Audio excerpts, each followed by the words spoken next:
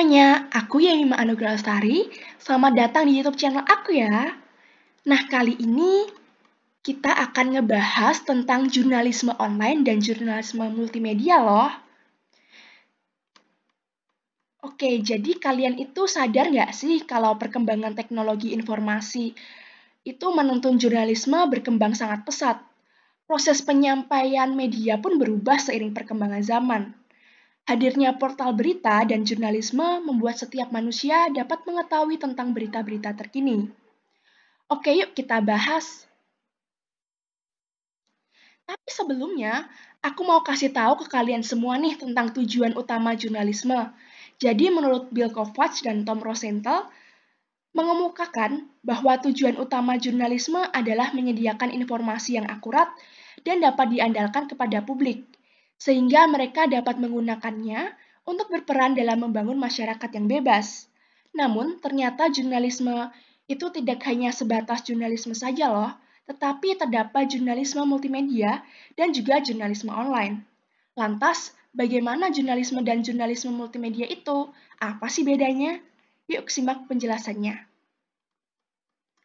Nah, yang pertama adalah jurnalisme online. Jurnalisme online merupakan sebuah kegiatan jurnalistik yang dijalankan secara online atau dalam jaringan. Hal tersebut membuat jurnalisme online dapat mengakses sesuatu di mana dan kapanpun, selama terdapat jaringan internet. Lalu, menurut Aryani dalam Widodo pada tahun 2020, menjelaskan bahwa jurnalisme online merupakan jurnalisme kontekstual yang mengombinasikan 3 karakteristik komunikasi yang khas, yaitu yang pertama, keterampilan multimedia berdasarkan platform digital. Yang kedua, kualitas interaktif dalam komunikasi dalam jaringan. Dan yang ketiga, fitur-fitur yang ada dalam datanya. Nah, dalam jurnalisme online ini terdapat produk-produk yang dihasilkan. Nah, yang pertama itu adalah audio, yang kedua adalah teks, dan yang ketiga adalah video. Yang diproduksi dan didistribusikan secara istimewa melalui World Wide Web. Nah, dari sini kita bisa nyimpulin bahwa jurnalisme online tidak ada kaitannya dengan tujuan multimedia. Karena digital storytelling ini berbasis multimedia bukan elemen yang wajib. Jadi bisa disimpulkan bahwa jurnalisme multimedia berbeda dengan jurnalisme online. Selain itu, terdapat berita online yang dibagi menjadi 4 jenis, yaitu situs berita mainstream, yang memberikan berbagai pilihan editorial konten yang diberikan oleh partner induk yang terkait atau berniat diproduksi untuk versi web. Tingkatan komunikasi partisipatoris yang dimiliki cenderung tertutup, seperti CNN, BBC, dan surat kabar online lainnya. Yang kedua adalah situs indeks dan kategorisasi. Jurnalisme semacam ini kerap kali dikaitkan dengan mesin pencari seperti Altavista atau Yahoo. Selain itu, jurnalisme ini juga memberikan link yang berhubungan dengan berita tertentu. Yang ketiga ada situs meta dan ulasan. Jenis berita online ini adalah situs untuk outlet berita dan masalah media umum, tetapi terkadang tujuannya adalah sebagai pengawas media. Contoh berita online tersebut adalah Media Channel, Freedom Forum, dan Media News Pointer. Berbagai jenis jurnalis sering memproduksi konten editorial, karena hal tersebut pada dasarnya mendiskusikan konten lain yang ditemukan di mana saja, termasuk di internet. Karena konten tersebut diperbincangkan dalam kerangka produksi media. Lalu yang terakhir, yang keempat, adalah situs berbagi dan diskusi. Ini adalah situs web yang memanfaatkan kebutuhan publik akan konektivitas dengan menyediakan platform untuk mendiskusikan konten yang ada di mana saja, yaitu di internet. Oke, jadi jurnalisme multimedia. Jurnalisme multimedia atau multimedia sendiri adalah lebih dari satu media atau banyak media. Karena media itu terdiri dari teks, video, audio, gambar, dan lain-lain.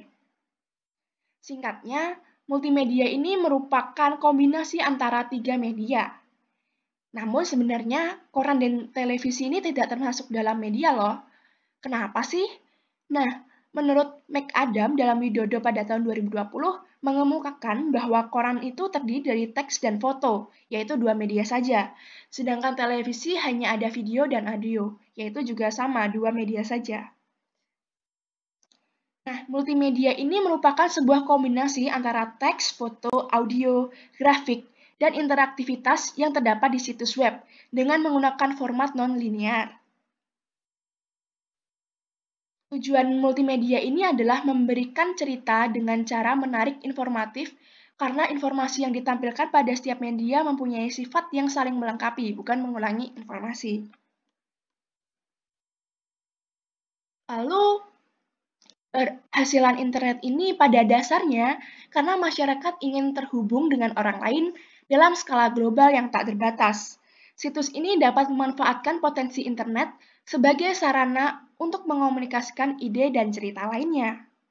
Dalam jurnalisme, internet melahirkan jurnalisme online yang memberikan keterkaitan untuk sebuah informasi baru berupa media online. Hal ini memiliki pengaruh dan peran yang besar bagi dunia jurnalistik. Oke, jadi ada dua makna berita multimedia menurut Deus dalam Widodo 2020. Berita multimedia dapat dimaknai ulang dengan dua cara, yaitu yang pertama, penyajian berita berbasis internet yang menggunakan dua atau lebih format multimedia, seperti tulisan, musik, gambar, animasi, dan hypertext.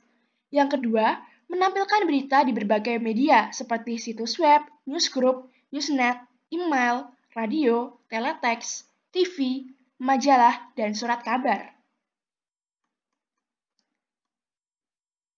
Jadi, dapat disimpulkan bahwa perbedaan antara berita online dan berita multimedia atau mungkin jurnalisme online dan jurnalisme multimedia adalah jurnalisme online ini tidak terpengaruh oleh multimedia karena jurnalisme atau berita online ini cenderung sama dengan media cetak, yaitu menggunakan kata-kata dan foto dalam hal penulisan atau penyajian informasi untuk konten digital. Sekian penjelasan dari aku. Terima kasih.